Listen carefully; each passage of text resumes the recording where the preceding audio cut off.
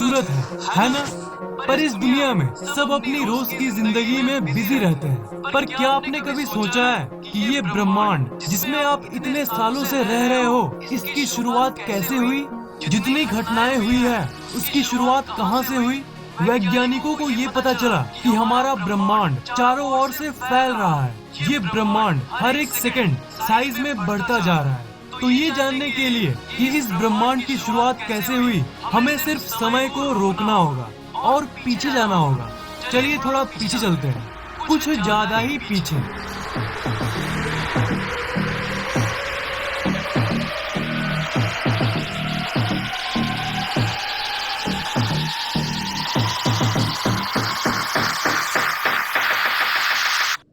आज से करीब 13.8 अरब साल पहले ये है हमारा अनंत ब्रह्मांड। सब कुछ इस परमाणु से भी छोटे से गोले के अंदर समाया हुआ है। इस ब्रह्मांड में जो भी होने वाला है, इस ब्रह्मांड में जो भी घटना घटने वाली है, सब इसमें मौजूद है। इस ऊर्जा के गोले के अंदर यहाँ पर समय का कोई अस्तित्व नहीं है। पर अभी दुनिया जिसे हम जानते हैं, वो सब की शुरुआत होने वाली है। किसी रहस्यमय कारण के चलते एक एटम के साइज से भी छोटा ब्रह्मांड अचानक अपने अस्तित्व में आया।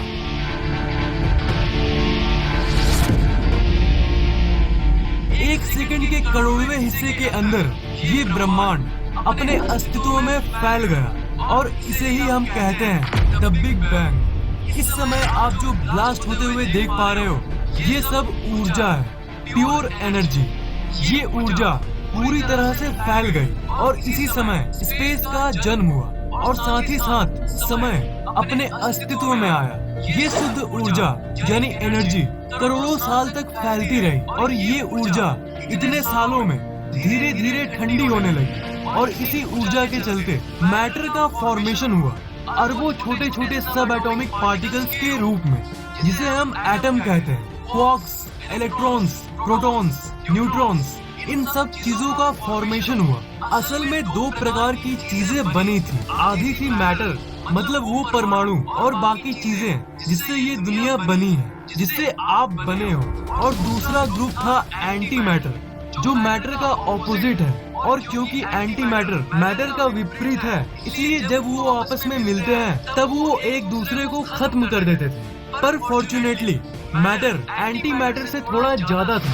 सब खत्म होने के बाद एक मैटर का गोला बच गया था और उसके विपरीत और कुछ नहीं था जो उसे खत्म कर सके, इसलिए उसका विस्फोट हो गया, जो कि हम लोगों के लिए बहुत लकी था, क्योंकि इसी एक गोले से अब पूरी दुनिया बनने वाली है। इसी एक मैटर के गोले के चलते तारों और ग्रहों वाला ब्रह्मांड अस्तित्व में आया। शुरू की बिग बैंग के चलते ये ब्रह्मांड अस्तित्व में आया और मैटर के गोले के इस विस्फोट के चलते ब्रह्मांड की अंदर की चीजें अस्तित्व में आई। उस गोले के ब्लास्ट होने के बाद सब कुछ ठंडा हुआ और आखिर में जाकर सब कुछ बनना शुरू हो गया। धूल जैसे दिखने वाले इस ब्रह्मांड में एक फोर्स अपना काम करने लगा। उस फोर्स के चलते हर एक एटम आपस में जुड़ने लगे, एक दूसरे की तरफ आकर्षित होने लगे। और ये फोर्स कोई और फोर्स नहीं, ये है फोर्स ऑफ ग्रेविटी यानी गुरुत्वाकर्षण बल। शुरुआत में इस ब्रह्मांड में ज्यादातर हाइड्रोजन के एटम्स एग्जिस्ट करते थे। गुरुत्वाकर्षण बल जगह जगह उस हाइड्रोजन के परमाणु को आपस में कॉम्प्रेस करने लगा। जिस जगह हाइड्रोजन के परमाणु गुरुत्वाकर्षण बल के चलते सामने आते थे, उस जगह का तापमान लाखों डिग्री तक पहुंच जाता था। कॉम्प्रेस होते होते जब एक जगह की टेम्परेचर 1 करोड़ डिग्री तक पहुंच गई, तब एक प्रक्रिया शुरू हो गई जिसे न्यूक्लियर फ्यूजन कहते हैं। उससे बहुत ही ज्यादा एनर्जी निकली और उसी समय कुछ ऐसा दृश्य हुआ। इस ब्रह्मांड का पहला तारा अस्तित्व में आया।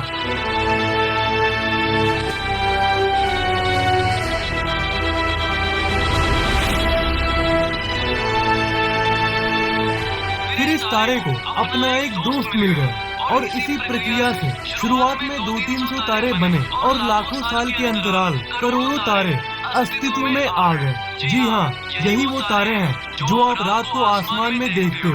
वो ब्रह्मांड के शुरुआत में इसी तरह बने थे। धीरे धीरे ये तारे गुरुत्वाकर्षण बल के चलते सामने आने लगे।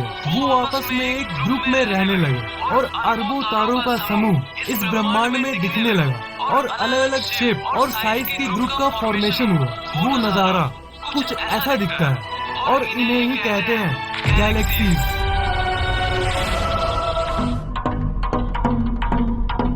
इसी तरह लाखों, करोड़ों और अरबों गैलेक्सीज यानी आकाश गंगाओं का जन्म हुआ और इन्हीं गैलेक्सीज के समुद्र में कहीं बीच में एक ऐसी गैलेक्सी बनी और इस गैलेक्सी का नाम है द मिल्की वे, यानी वो गैलेक्सी जिसमें हम और आप मौजूद हैं। इस गैलेक्सी के अंदर खरबों तारे मौजूद थे, पर कुछ डस्ट अभी भी बचा हुआ था जो कि स्पेस में तैर रहा था।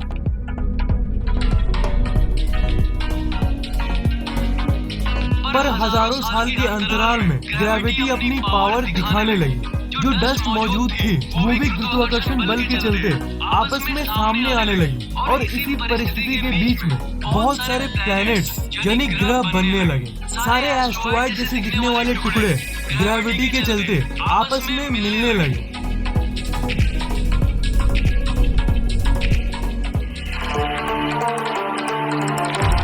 और इन्हीं ग्रहों के बनने के दौरान एक रॉकी प्लैनेट भी बनने लगा, यानी ऐसा ग्रह जिसका सतह सॉलिड था और किसे पता था कि इसका नाम होने वाला है अर्थ यानी धरती, जिसमें आपका और मेरा जन्म होने वाला है। सॉलिड टुकड़े आपस में जुड़ के प्लैनेट तो बन गए, पर जो बचे खुचे प्योर हाइड्रोजन के एटम्स थे वो भी आपस में मिलने लगे। और जैसा कि मैंने तारे के निर्माण के बारे में बताया था, बिल्कुल वही घटना यहाँ भी हुई। कुछ बचे हुए हाइड्रोजन के एटम से एक छोटा सा तारा बनने लगा। सारे हाइड्रोजन आपस में करीब आने लगे और इतनी टेम्परेचर बढ़ गई कि न्यूक्लियर फ्यूजन की शुरुआत हो गई। एक नया तारा जिसका नाम है सूरज, उसका जन्म हो गया। जब ये सूरज बना तब ये एक बहुत ही तेज सोलर विंड को इरप्ट किया, जिसके चलते बाकी सारे धूल के कण सोलर सिस्टम यानी सौर मंडल के बाहर चले गए और सौर मंडल में वही 8 ग्रह और बाकी उपग्रह बच गए जो कि साइज में बड़ी थी।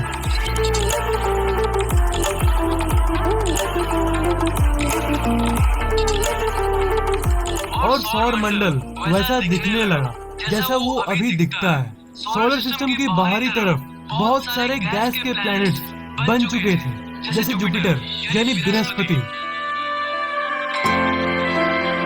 सैटर्न यानी शनि ग्रह,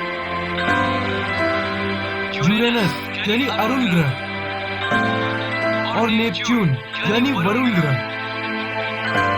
और सोलर सिस्टम के अंदर के तरफ इन रॉकी प्लैनेट्स का जन्म हो गया था, यानी ठोस सतह वाले ग्रह जैसे मरक्यूरी यानी बुध ग्रह, वीनस यानी शुक्र ग्रह, मार्स यानी मंगल ग्रह और आखिर में हमारी प्यारी सी धरती।